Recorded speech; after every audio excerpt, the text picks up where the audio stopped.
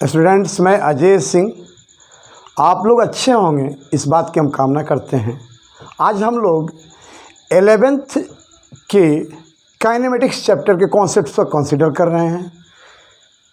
Kinematics को define करते हैं कि फिजिक्स का वह ब्रांच जिसमें हम पार्टिकल्स के मोशन पर स्टडी करते हैं, पार्टिकल्स के मोशन के बारे में स्टडी करते हैं, लेकिन उसके कॉज के बारे में स्टडी नहीं करते हैं कि किस कारण से मोशन हो रहा है। वैसे ब्रांच को काइनेमेटिक्स कहते हैं।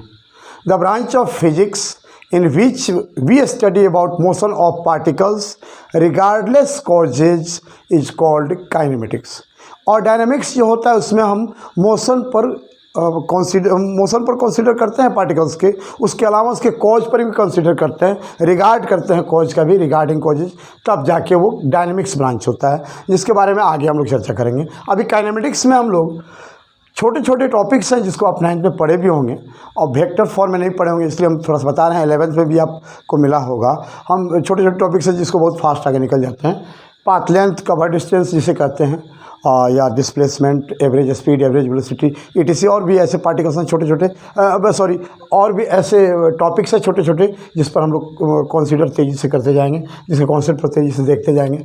ध्यान दीजिए ना, पाथ लेंथ मीन्स जिस पाथ से पार्टिकल मूव कर रहा है उसको पाथ लेंथ कहते हैं, और वही पाथ, वही डिस्टेंस जो होगा पाथ का वो कवर डिस्टेंस कहलाता है, सिंपल सा। और डिस्प्लेसमेंट मतलब the vector from initial position to final position is called displacement. जैसे ये पार्टिकल मान लीजिए ऐसे पाथ से मूव कर रहा है, ऐसे पाथ से मूव कर रहा है, तो उसका पाथ लेंथ क्या हो जाएगा, यहाँ से ये पूरा पाथ लेंथ हो जाएगा, और कवर डिस्टेंस भी यही हो जाएगा। और डिस्प्लेसमेंट इनिशियल पोजीशन से फाइनल पोजीशन को कहेंगे। थोड़ा सा फिगर ज़्यादा बड़ा हो गया, छोटा करें इसको। तो ऐसा देखिए, आप यहाँ पर समझ ही गए होंगे, छोटे से चीज़ है। तो पाथ लेंथ पूरा हो गया, और डिस्प्लेसमेंट इनिशियल पोजीशन से फाइनल पोजीशन को मिलाने वाला जो वेक्टर होता है इसी को डिस्प्लेसमेंट कहते हैं। ये डिस्प्लेसमेंट हो गया। अब ये क्लियर है कि डिस्प्लेसमेंट जो होता है वो वेक्टर होता है, क्योंकि इसके सारे पॉइंट्स पर डायरेक्शन सेम होता है, इधर ही डायरेक्शन होगा, एक ही डायरेक्शन होगा आगे की ओर, और इसके अलग अलग पॉइंट्स पर अलग अलग डायरेक्शंस होंगे, इसलिए यह स्केलर हो जाता है। कौन? Path length. पाथ लेंथ या कवर डिस्टेंस के अलग अलग पॉइंट पर डायरेक्शन अलग अलग होता है, इसलिए वह स्केलर होता है। और डिस्प्लेसमेंट डायरेक्शन सेम होता है, initial position to final position is called displacement, इसलिए वेक्टर होता है। दूसरी बात, डिस्प्लेसमेंट का मैग्नीट्यूड दिखाई दे रहा है आपको कि ये पाथ लेंथ से कम है। यहाँ पर हो सकता है पार्टिकल इसी पाथ से मूव कर रहा हो, स्ट्रेट लाइन के लॉन्ग मूव कर रहा हो, तो डिस्प्लेसमेंट और पाथ लेंथ या कवर डिस्टेंस एक होगा, तो मैग्नीट्यूड दोनों का सेम होगा, मतलब डिस्प्लेसमेंट का मैग्नीट्यूड पाथ लेंथ या कवर डिस्टेंस के इक्वल होगा। तो डिस्प्लेसमेंट के बारे में हम यह कह सकते हैं, और पाथ लेंथ के बारे में, कि डिस्प्लेसमेंट जो होगा वह पाथ लेंथ से हमेशा छोटा होगा या इक्वल हो सकता है। डिस्प्लेसमेंट का मैग्नीट्यूड, चूंकि ये वेक्टर है तो मैग्नीट्यूड कर लेंगे तो स्केलर हो जाएगा, is less than is equal to cover distance और पाथ लेंथ। कवर डिस्टेंस और पाथ लेंथ। अब डिस्प्लेसमेंट और कवर डिस्टेंस समझ गए। अब एवरेज स्पीड और average velocity. Average speed means the total cover distance by total taken time is called average speed, यानी cover distance to taken time is called average speed. और average velocity मतलब displacement to taken time is called average velocity. कोई doubt नहीं होगा शायद इसमें। तो सीधे से देखिए, यहाँ पर एवरेज स्पीड को हम VAV से ऐसे डिनोट करते हैं, या इसको V पर बार देते हैं, या V को ऐसे सिंबल से घेर देते हैं, तब भी ये एवरेज को शो करता है। तो average speed is equal to covered distance by taken time. Covered distance जिसे हम डेल्टा S भी लिख सकते हैं, by taken time, total time जिसे हम डेल्टा T भी लिख सकते हैं, मतलब delta S by delta T, cover distance by taken time. और डिस्प्लेसमेंट, ये एवरेज वेलोसिटी जिसे हम VAV लिखते हैं लेकिन वेक्टर लगाए थे, इसको लिखते हैं displacement upon taken time. Displacement upon time. अब डिस्प्लेसमेंट को हम डेल्टा वेक्टर S लिख देंगे, बाय डेल्टा T लिख देंगे, हो गया एवरेज वेलोसिटी। अब एवरेज वेलोसिटी मतलब एवरेज वाले स्पीड के बारे में देखें। अब नया टॉपिक एवरेज स्पीड और इंस्टेंटेनियस स्पीड पर चर्चा कर रहे हैं। एवरेज स्पीड और इंस्टेंटेनियस स्पीड, उसके पहले यहाँ देख लीजिए इसका यूनिट डायमेंशन चाहे कवर डिस्टेंस का हो या डिस्प्लेसमेंट का हो, दोनों का यूनिट डायमेंशन सेम होगा, यूनिट मीटर होगा, डायमेंशन एल होगा। और एवरेज स्पीड और एवरेज वेलोसिटी दोनों का भी यूनिट सेम होगा, मीटर पर सेकेंड, डिस्प्लेसमेंट अपॉन टाइम, उसमें भी cover distance upon time units होंगे वो मीटर पर सेकेंड होंगे। और डायमेंशंस क्या होंगे इसके, LT-1 होंगे, लेंथ अपॉन टाइम्स। अब हम लोग अगला topic average speed and instantaneous speed पर चर्चा कर रहे हैं।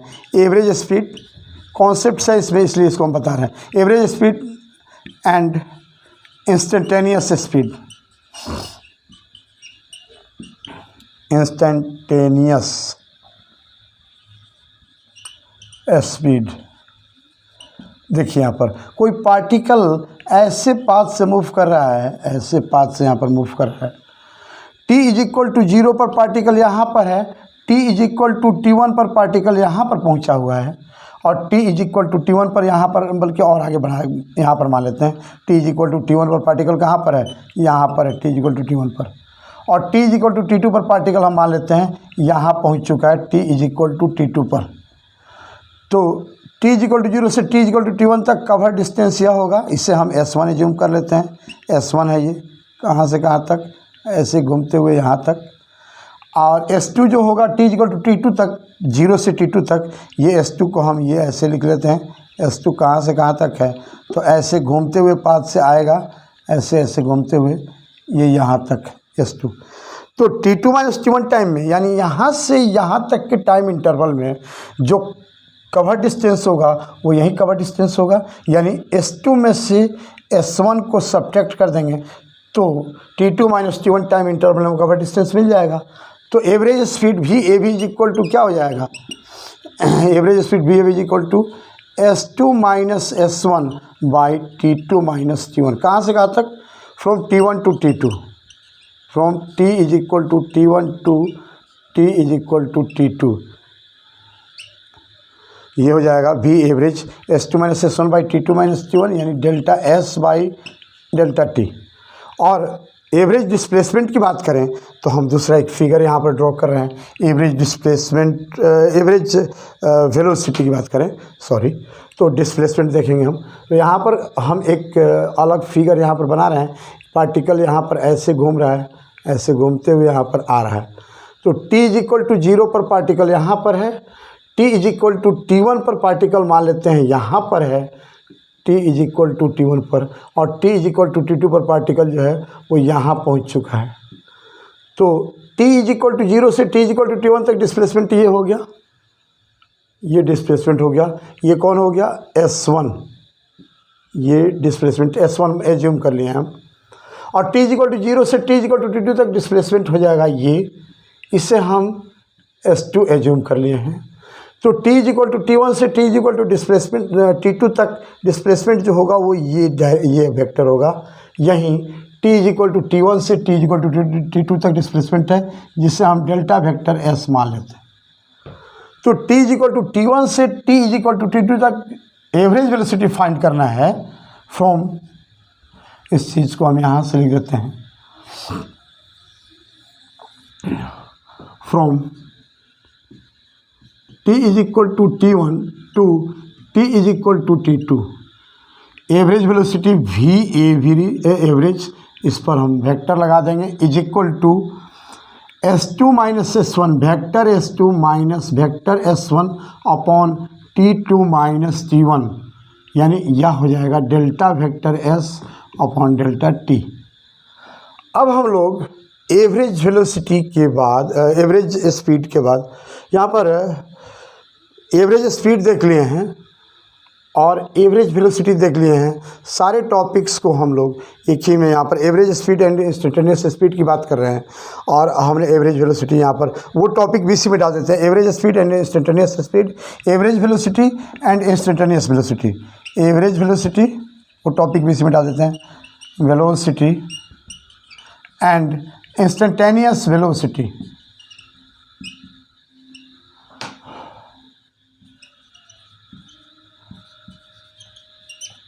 वेलोसिटी। अब ध्यान दीजिए आप लोग, अब एवरेज स्पीड जो है उसमें टाइम इंटरवल है, जबकि इंस्टेंटेनियस स्पीड में कोई टाइम इंटरवल नहीं है। जैसे एक बस चलना शुरू किया है, मान लीजिए पटना से वो बस दिल्ली जा रही है, तो पटना से दिल्ली जाते समय यदि उसको टाइम लग रहा है 16 घंटा, एज्यूम कर लीजिए 16 घंटा उसको समय लग रहा है, और पटना से दिल्ली का डिस्टेंस है कम, ये सीधे पाथ से 1000 किलोमीटर मान लीजिए बाई रोड, तो उसका एवरेज स्पीड जो होगा वो 1000 किलोमीटर बाई 16 आवर, यानी ये एवरेज स्पीड जो हुआ, इससे बस पटना से दिल्ली तक नहीं पहुंची होगी। ये एवरेज स्पीड मतलब कैलकुलेट किया गया। अलग अलग समय में बस का स्पीड क्या होगा, अलग अलग होगा। तो किसी एक पार्टिकुलर इंस्टेंट पर जो बस का स्पीड होगा वही उसका इंस्टेंटेनियस स्पीड होगा। तो यहाँ पर अब इंस्टेंटेनियस स्पीड v इंस्टेंटेनियस को सीधे v लिख देते हैं। v इज इक्वल टू किसी एक टाइम पर है, एक इंस्टेंट पर है, यानी टाइम का ड्यूरेशन उसमें नहीं है, तो delta t is equal to 0 के करीब ले लेंगे हम। डेल्टा t का जो वैल्यू होगा यहाँ पर डेल्टा t या 0 के काफ़ी करीब ले लेंगे। लेकिन एक चीज़ ध्यान रखना है कि डेल्टा t का वैल्यू 0 नहीं ले सकते हैं, क्योंकि जब डेल्टा t 0 होगा तो डेल्टा s भी 0 होगा। जब टाइम ड्यूरेशन ही नहीं होगा तो चला कहाँ से होगा पार्टिकल। तो जब डेल्टा t 0 होगा तो डेल्टा s 0 होगा, तो अब ये 0/0 यानी इनडिटर्मिनेट फॉर्म में आ जाएगा। इंस्टेंटेनियस स्पीड को हम यही लिख देते हैं, वहाँ पर एवरेज वेलोसिटी लिख देंगे। तो instantaneous speed v is equal to instantaneous speed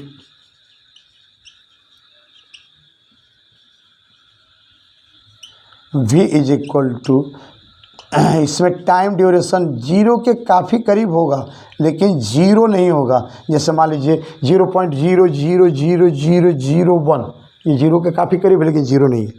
तो वैसे ही उसमें कुछ ना कुछ डिस्टेंस भी मिल जाएगा। तो limit delta t tends to 0 delta s upon delta t, यानी हम इस सिचुएशन में डेल्टा के जगह पर d लगा देते हैं। जब डेल्टा t का वैल्यू बहुत कम है, 0 के काफ़ी करीब है, तो डेल्टा के बदले d लगा देंगे। और जब डेल्टा t 0 काफ़ी करीब है तो डेल्टा s भी 0 काफ़ी करीब है, तो यहाँ भी d लगा देंगे। ये कैलकुलस का लैंग्वेज कहलाता है, इसे हम लिखते हैं ds//dt। और इसका अर्थ है differentiation of speed cover distance with respect to time. Differentiation of cover distance with respect to time, यही होता है इंस्टेंटेनियस स्पीड। अब इंस्टेंटेनियस वेलोसिटी यहाँ पर देखें, ये इंस्टेंटेनियस वेलोसिटी जिसे हम वेक्टर v लिखते हैं, v is equal to limit, यहाँ भी डेल्टा t टेंस टू 0 कर देंगे और delta s upon delta t लिख देंगे। यहाँ भी टाइम ड्यूरेशन नहीं होगा, सेम कॉन्सेप्ट है, बहुत छोटी छोटी चीज़ें, तो इससे निकला जाए। और जिसे हम लिख सकते हैं यहाँ भी ds अपॉन dt, जैसे डेल्टा की जगह पर d अप्लाई कर दिया जैसे वहाँ खेत। तो इस तरह से इंस्टेंटेनियस वेलोसिटी और एवरेज वेलोसिटी में आप डिफरेंस समझ गए होंगे।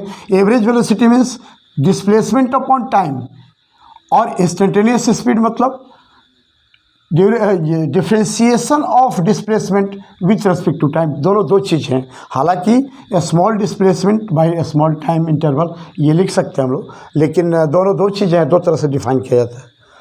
अब हम लोग इन सारे इक्वेशंस को लेकर के, चाहे अभी एवरेज एक्सेलरेशन पर भी देख लें, एवरेज एक्सेलरेशन और इंस्टेंटेनियस एक्सेलरेशन, उस पर भी चर्चा कर लें। छोटे छोटे चीज़ है, इसलिए जल्दी जल्दी हम आगे बढ़ रहे हैं। एवरेज एक्सेलरेशन को हम लोग ऐसे लिख सकते हैं, average acceleration and instantaneous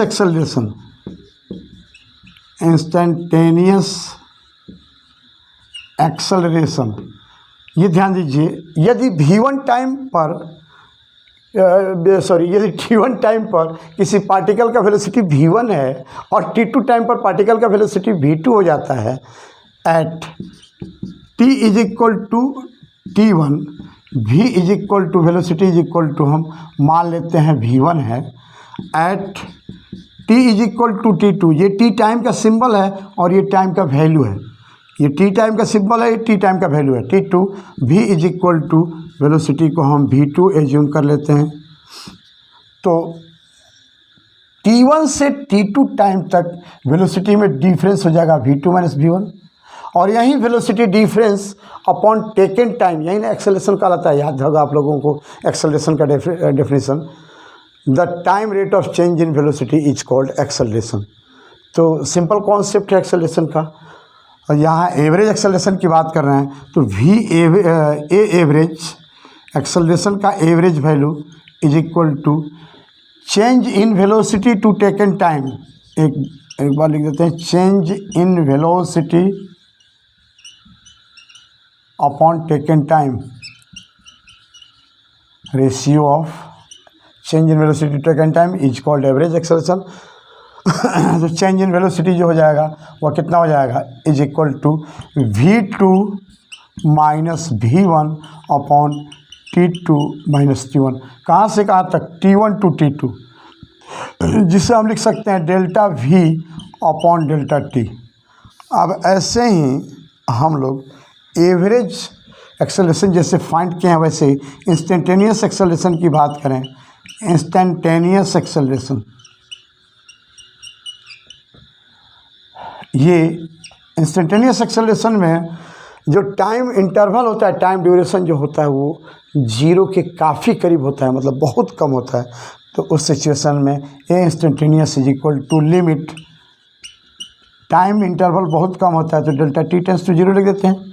delta t tends to zero, delta v upon delta t हो जाएगा। और तब वही कैलकुलस का लैंग्वेज जो वहाँ यूज किया गया है डेल्टा की जगह पर डी, वही यूज कर देंगे। और यहाँ पर vector a is equal to d v upon d t. हमको लगता है कोई कन्फ्यूजन नहीं होगा। अब इक्वेशंस देखेंगे हम लोग, ये सारे इक्वेशंस पर कंसीडर कर रहे हैं। Acceleration, velocity, displacement, equations of motion की बात नहीं कर रहे हैं।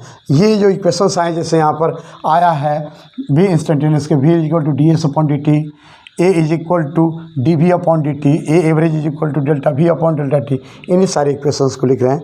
ये इक्वेशंस जो हैं वो क्या हैं, एक हो जाएगा यहाँ पर सबसे पहले average speed v average is equal to delta s upon delta t, ये एवरेज स्पीड के लिए हो गया। और इंस्टेंटेनियस स्पीड के लिए वी इज इक्वल टू सीधे लिख देंगे d s by d t.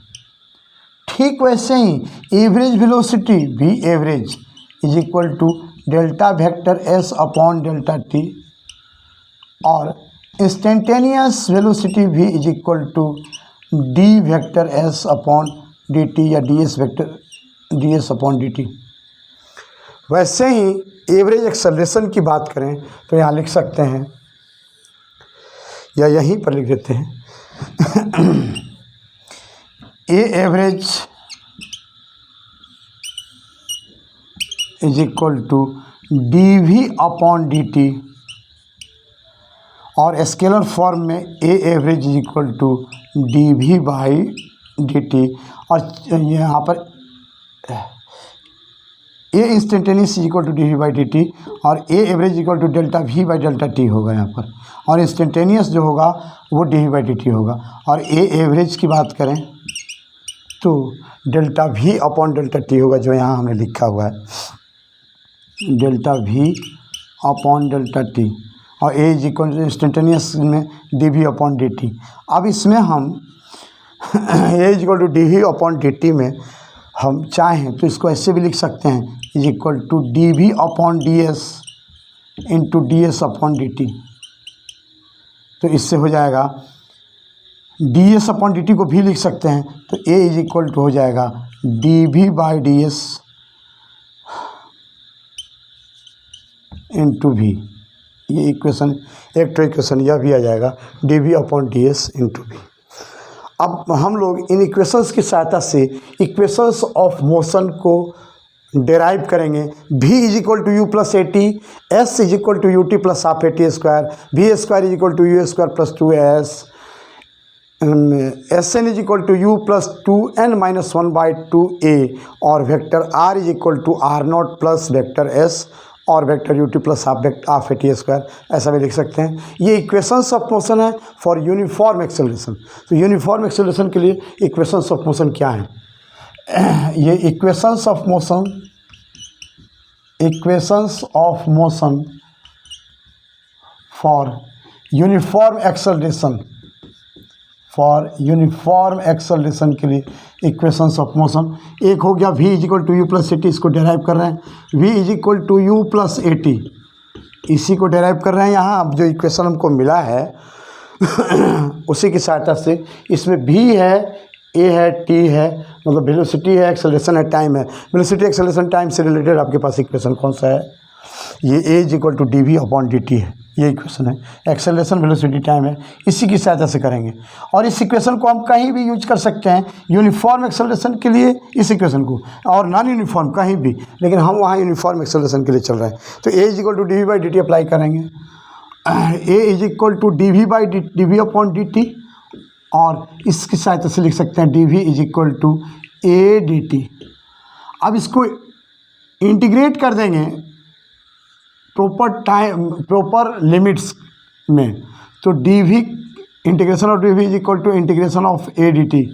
आप ध्यान दीजिए यहाँ पर यूनिफॉर्म एक्सेलरेशन की बात हो रही है, तो ए कांस्टेंट है। अब यहाँ पर वेरिएबल क्वांटिटी डी टी है, मतलब टाइम है, ए बाहर आ जाएगा। टाइम का मिनिमम वैल्यू जब जीरो होगा तो वेलोसिटी का मिनिमम वैल्यू क्या होगा, यानी मिनिमम की बात नहीं करेंगे। T is equal to zero पर वेलोसिटी का जो वैल्यू होता है उसको जनरली हम लोग उसके सिंबल को यू एज्यूम कर लेते हैं। वैसे दूसरा भी एज्यूम किया जा सकता है v1 भी, लेकिन जो फॉर्मूला होता है v is equal to u plus a t, इसमें u जो होता है वह t is equal to zero पर का वेलोसिटी होता है। तो इसीलिए हम यहाँ पर t is equal to zero पर का वेलोसिटी को u ले लेते हैं। और टाइम का वैल्यू जब t होगा तो उस समय वेलोसिटी जो होगा उसको हम v एज्यूम कर लेते हैं। तो अब यहाँ पर dv का इंटीग्रेशन आ जाएगा v, कहाँ से कहाँ तक, u से v तक, और एक कांस्टेंट है बाहर आ जाएगा, तो dt का इंटीग्रेशन हो जाएगा t, कहाँ से कहाँ तक, 0 से t तक। तो यहाँ पर और v का वैल्यू पहले v रखेंगे, v का वैल्यू पहले v रखेंगे, फिर माइनस साइन देके v का वैल्यू u रखेंगे, तो v minus u is equal to, यहाँ पर a छूट गया, ये a बाहर जो निकला हुआ है, a जो एक्सेलरेशन बाहर निकला हुआ है, तो a और t माइनस जीरो यानी t हो जाएगा यहाँ पर। तो हो जाएगा सीधे v minus u is equal to a t, तो hence v is equal to हो जाएगा u प्लस ए टी, और वेक्टर फॉर्म में ऐसे लिख देंगे, vector v is equal to vector u plus vector a t. अब हम लोग चल रहे हैं दूसरा formula, s is equal to u t plus half a t square, vector s is equal to u t plus half a t square, इस formula पर consider कर रहे हैं। इसमें ये u समझ ही रहे इनिशियल वेलोसिटी है, a एक्सेलरेशन है, t टाइम है, और s डिस्प्लेसमेंट है 0 से उस टाइम तक। तो हम लोग इस इक्वेशन को डेराइव करने के लिए क्या लेंगे, यहाँ पर उसमें s होना चाहिए, टाइम होना चाहिए, एक्सेलरेशन होना चाहिए। ये ध्यान दीजिए कहाँ पर है, इस कौन से इक्वेशन में है। एक हमारे पास इक्वेशन यह है a is equal to d v upon d t, एक इक्वेशन यह है a is equal to v d by d s. तो इसमें v है लेकिन t नहीं है, s भी है लेकिन t नहीं है, इसलिए उसको नहीं लेंगे। अब इधर देखिए आप कौन इक्वेशन है, v is equal to d s by d t में ध्यान दीजिए, यहाँ पर इसमें s है, t है, v है, v में a भी आ जाएगा, कैसे v पर और u plus a t apply करेंगे तो इसलिए इस इक्वेशन को ले लेंगे। तो बाई v is equal to d s upon d t, d s is equal to क्या हो जाएगा, वी डी टी, जिससे हम लिख सकते हैं और v को लिख सकते हैं u plus a t, d t. अब इसको इंटीग्रेट करेंगे हम प्रॉपर लिमिट में, और integration of d s is equal to integration of u plus a t d t. अब यहाँ ध्यान दीजिए एक चीज़, टाइम का वैल्यू यहाँ देखेंगे, टाइम का वैल्यू जब जीरो रख रहे हैं, यहाँ वेरिएबल केवल t है, u और a कांस्टेंट्स हैं। क्यों, u जो है वो इनिशियल वेलोसिटी है, यानी t is equal to zero पर वेलोसिटी है। किसी भी एक सर्टेन इंस्टेंट पर t is equal to zero पर, या t इज इक्वल टू 1 पर, या t इज इक्वल टू 2 पर, कोई एक सर्टेन इंस्टेंट की बात कर रहे हैं, किसी भी एक सर्टेन इंस्टेंट पर वेलोसिटी का वैल्यू कांस्टेंट होता है, किसी भी एक पार्टिकल की बात कर रहे हैं। क्योंकि जैसे मान लीजिए बस चलना शुरू की है पटना से दिल्ली के लिए, और वो बस का 5वें सेकंड जो वेलोसिटी है वो मान लीजिए 4 मीटर पर सेकंड है, 5वें सेकंड वेलोसिटी। तो 4 मीटर पर सेकंड जो वेलोसिटी होगा 5th सेकंड का, वो आगे कोई भी अलग अलग टाइम में भले वेलोसिटी अलग अलग होगा, लेकिन जब भी हम चर्चा करेंगे कि 4th सेकंड बस का वेलोसिटी कितना था तो क्या कहेंगे हम लोग, 5th सेकंड बस का वेलोसिटी कितना था तो क्या कहेंगे, 4 मीटर पर सेकंड। यानी 5वें सेकंड वेलोसिटी कितना होगा, 4 मीटर पर सेकंड ही होगा। चाहे वो अलग अलग समय वेलोसिटी कुछ भी हो जाए, चाहे कितना भी ज़्यादा हो जाए कितना भी कम हो जाए, लेकिन 5th सेकंड में वेलोसिटी 4 मीटर पर सेकंड ही होगा, जो कांस्टेंट है। वैसे ही t=0 पर भी वेलोसिटी क्या होगा, कांस्टेंट होगा, यानी u कांस्टेंट होगा। एक्सेलरेशन तो इसमें है ही, यूनिफॉर्म एक्सेलरेशन की बात ही हो रही है। तो u और ये कांस्टेंट हैं, तो केवल t ही वेरिएबल है, तो t का मिनिमम वैल्यू क्या हो जाएगा, 0। तो जब t का वैल्यू 0 होगा तो डिस्प्लेसमेंट कितना होगा, इस पर भी देख लीजिए। डिस्प्लेसमेंट हर हाल में t=0 पर s 0 लिया जाता है। ऐसा इसलिए लिया जाता है क्योंकि जब भी कोई पार्टिकल मूव कर रहा है और टाइम का काउंटिंग हम शुरू कर रहे हैं पार्टिकल के या किसी बॉडी के मोशन के बाद से, तो जहाँ से भी टाइम का काउंटिंग शुरू करेंगे उसके पहले टाइम तो नेगेटिव होगा कि नहीं होगा। t=0 से ही टाइम का काउंटिंग शुरू करेंगे ना हम, तो t=0 से पहले जब टाइम की बात करेंगे तो नेगेटिव होगा, तो उसके पहले जो डिस्टेंस है वो अभी तो हम काउंट नहीं कर सकते हैं क्योंकि टाइम में नेगेटिव नहीं जा सकते हैं। इसलिए t=0 पर जहाँ पर पार्टिकल है वहाँ से आगे का ही डिस्प्लेसमेंट देखेंगे, उससे पहले कितना डिस्प्लेस हुआ है इससे कोई लेना देना नहीं है। तो यहाँ पर t=0 पर डिस्प्लेसमेंट का वैल्यू कितना हो जाएगा, 0। और t पर डिस्प्लेसमेंट को हम क्या मान सकते हैं, s मान सकते हैं, ये जनरल वैल्यू यहाँ पर। अब ध्यान दीजिए यहाँ पर, अब इंटीग्रेट करेंगे तो ds का इंटीग्रेशन क्या आ जाएगा, s कहाँ से कहाँ तक, 0 से s तक। u कांस्टेंट है, बाहर निकल गया, dt यहाँ पर बचा, u dt में dt बचा, तो dt का इंटीग्रेशन क्या हो जाएगा, t। अब प्लस a यहाँ बाहर निकल गया, t dt का इंटीग्रेशन हो जाएगा t²/2। कोई डाउट नहीं कि है, नहीं होगा शायद। और u यहाँ जो बाहर निकला हुआ है तो t के साथ u लगा हुआ है। अब यहाँ पर टाइम का मिनिमम वैल्यू कितना है, 0, और मैक्सिमम वैल्यू क्या है, t। तो t का वैल्यू जब t रखेंगे तो फिर यहीं आ जाएगा वैल्यू, और t का वैल्यू 0 रखेंगे, टाइम का वैल्यू जब 0 रखेंगे दोनों जगह तो ये भी 0 ये भी 0, यानी -0, तो कोई अंतर नहीं पड़ेगा, यही वैल्यू आ जाएगा। तो इधर s - 0 s आ जाएगा, यानी इधर वैल्यू आ जाएगा s, इधर वैल्यू आ जाएगा ut + 1/2, ये at² हो गया ये। अब हमारे पास इक्वेशन है v² = a² + 2as को डेराइव करना है। तो इसमें ध्यान दीजिए, हम v² चाहिए और s भी होना चाहिए, a भी होना चाहिए, तो यहीं आ जाएगा dv/ds × v है, तो v का स्क्वायर इसमें आ ही जाएगा, s भी आ जाएगा, a भी आ जाएगा। तो इस इक्वेशन को लेंगे, तो हम लोग क्या करेंगे यहाँ पर, इक्वेशन, ये थर्ड इक्वेशन को देख रहे हैं हम, v² = u² + 2as, इसको डेराइव करने जा रहे हैं। तो बाई a = v/dv/ds, v/dv/ds।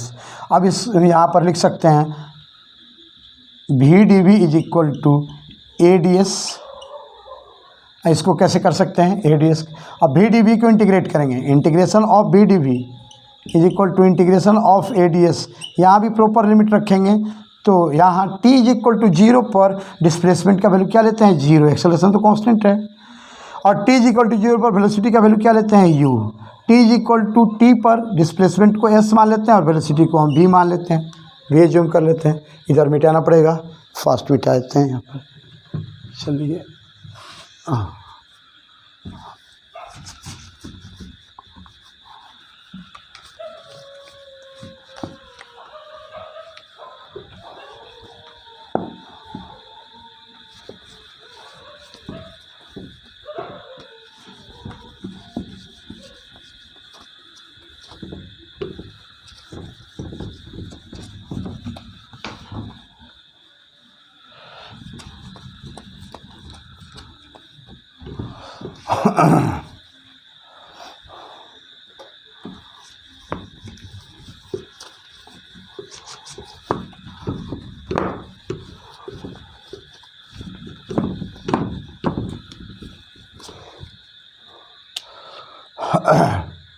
इसमें इंटीग्रेट करेंगे v/dv को, तो आ जाएगा v²/2 u से v तक = a, ds का इंटीग्रेशन s आ जाएगा, 0 से कहाँ तक, s तक। तो यहाँ पर v के जगह पर v रखेंगे तो v², फिर v के जगह पर u रखेंगे तो -u²/2 = a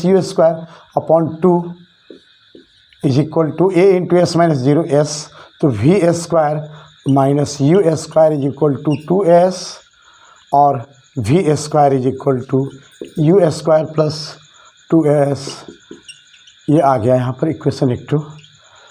या अब एक इक्वेशन जो बचा हुआ s n is equal to fourth equation में चल रहा है डिस्प्लेसमेंट इन nth सेकंड। nवें सेकंड में डिस्प्लेसमेंट, nth सेकंड का डिस्प्लेसमेंट का अर्थ है जैसे मान लीजिए 5th सेकंड का डिस्प्लेसमेंट।